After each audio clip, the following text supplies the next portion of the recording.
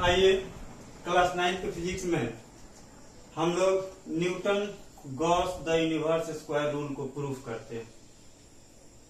Newton gauss universe square rule F proportional to 1/r square होता है। इसको proof करना है। तो देखिए हम लोग जानते हैं फोर्स बराबर मास इंटू एक्सेलरेशन होता है। तो यहां से हम लोग लिख सकते हैं F प्रोपोर्शनल यानी फोर्स प्रोपोर्शनल टू एक्सेलरेशन, और सेंट्रीपिटल फोर्स जो होता है वो v²/r के प्रोपोर्शनल होता है, यानी A प्रोपोर्शनल टू v²/r। इसको हम लोग इक्वेशन 1 मान लिए। अब हम लोगों को 1/r² प्रूफ करना है, तो v² के जगह पे अगर 1/r आ जाता है तो हम लोग जब डिवाइड को मल्टीप्लाई में चेंज करेंगे तो 1/r² आ जाएगा। तो आइए देखते हैं। एंगुलर स्पीड बराबर होता है डिस्टेंस बाय टाइम, और सर्कुलर पाथ पे वेलोसिटी जो है, स्पीड जो है सरकमफेरेंस बाय टाइम होता है, और सर्कल का सरकमफेरेंस बराबर 2πr होता है, 2πr/t। एक्चुअली यहाँ टाइम पीरियड है t, इसलिए कैपिटल T लिखेंगे। अब यहां से हम लोग देखेंगे तो 2π कांस्टेंट है, तो हम लिख सकते हैं v प्रोपोर्शनल टू r/t। इसके बाद अगर हम लिखते हैं v² प्रोपोर्शनल टू r, तो इधर v² हो जाएगा r²/t²। v² proportional to r³ लिखते हैं तो 1/r से मल्टीप्लाई कर देंगे। फाइनली यहाँ पे v² प्रोपोर्शनल टू 1/r हो जाएगा।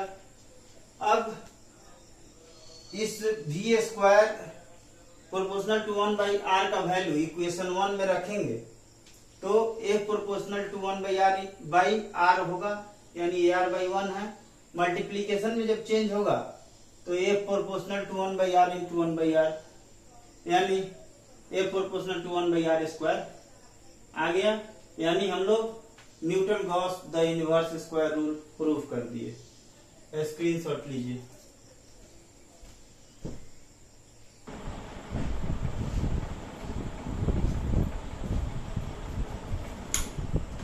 Newton's third law of motion and gravitation. हम लोग जानते हैं according to Newton's third law of motion says that if an object exerts a pressure on another object,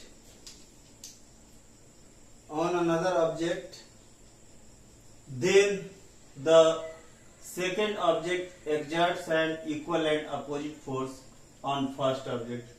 फिर से एक बार बता दें, according to the Newton's third law of motion says that if one object exerts a pressure on another object, then the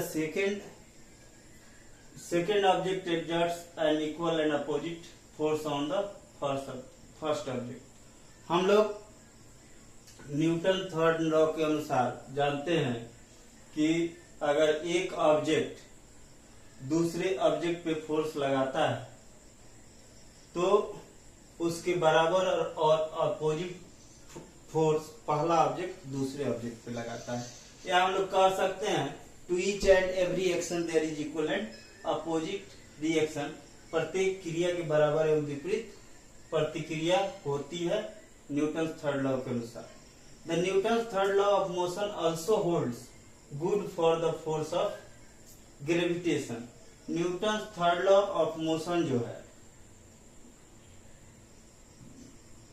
ये gravitation, force of gravitation के लिए भी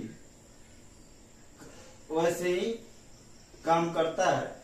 this means that when earth exerts a force of attraction on an object, then the object also exerts an equal force on the earth in the opposite direction.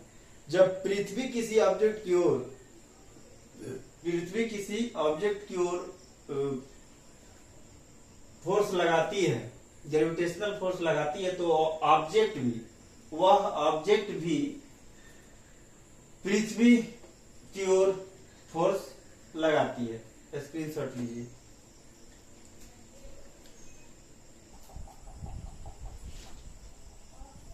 If the stone also exerts an equal and opposite force on the earth, then why don't we see the earth rising up towards the stone? यदि पत्थर बराबर और opposite बल पृथ्वी पर लगाता है, दिन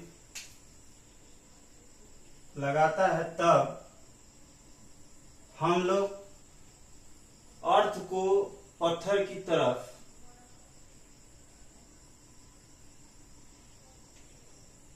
जाते हुए क्यों नहीं देख पाते हैं? From Newton second law of motion we know that force equal to mass into acceleration. Acceleration equal to force by mass हो जाएगा, क्योंकि यहाँ मास मल्टीप्लीकेशन में हो जाएगा, डिवीजन में चेंज होगा। Acceleration is equal to force by mass. It means acceleration inversely proportional to mass, यानी एक्सेलरेशन बढ़ेगा तो मास घटेगा, एक्सेलरेशन घटेगा तो मास बढ़ेगा, मास घटेगा तो एक्सेलरेशन बढ़ेगा, मास बढ़ेगा तो एक्सेलरेशन घटेगा। The mass of a stone is very small due to which gravitational force produces a large acceleration in it. पत्थर का द्रव्यमान बहुत कम होता है, जिसके कारण इस पे लगने वाला gravitational force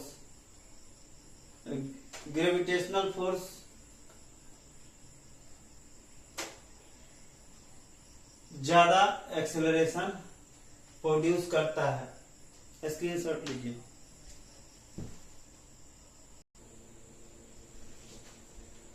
Due to large acceleration of a stone, we can see the stone falling towards the earth. The mass of earth is, however, very very large.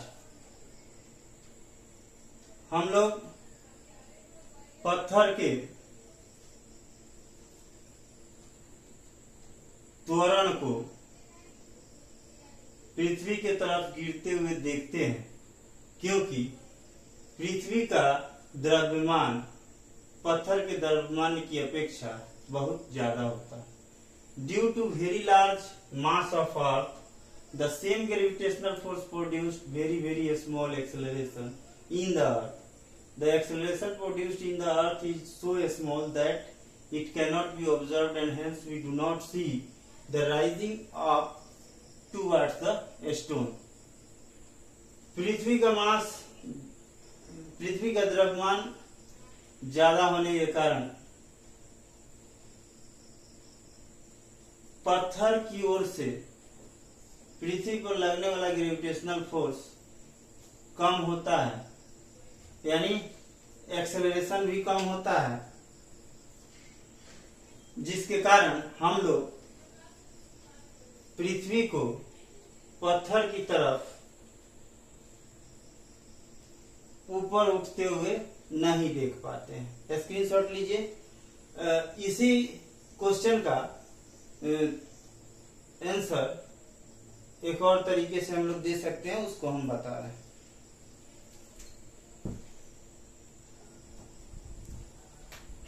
दूसरे शब्दों में we can be shown by calculations that the gravitational force between the earth and a 1 kilogram stone produces an acceleration of 9.8 meter per second square in the stone. Since acceleration produced in the stone is quite large, we can see the stone falling towards the earth. हम लोग calculation के द्वारा अर्थ और पत्थर के बीच के gravitational force के calculation के द्वारा देखते हैं कि 1 किलोग्राम पत्थर पर पृथ्वी की तरफ से 9.8 मीटर पर सेकेंड स्क्वायर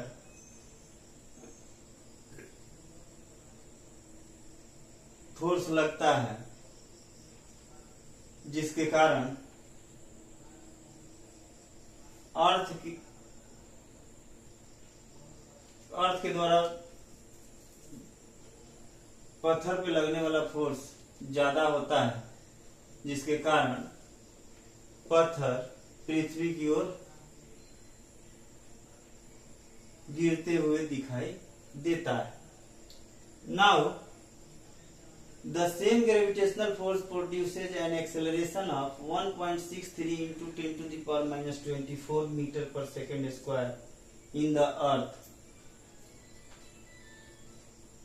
पत्थर के द्वारा पृथ्वी पर लगने वाला ग्रेविटेशनल फोर्स 1.63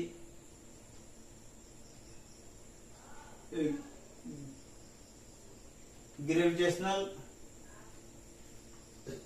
फोर्स के द्वारा जो एक्सेलरेशन प्रोड्यूस होगा वो 1.63 into 10 to the power minus 24 metre per second होगा। चूंकि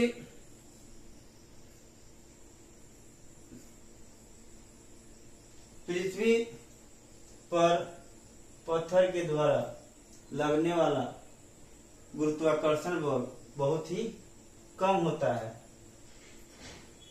जिसके कारण हम लोग पृथ्वी को पत्थर की तरफ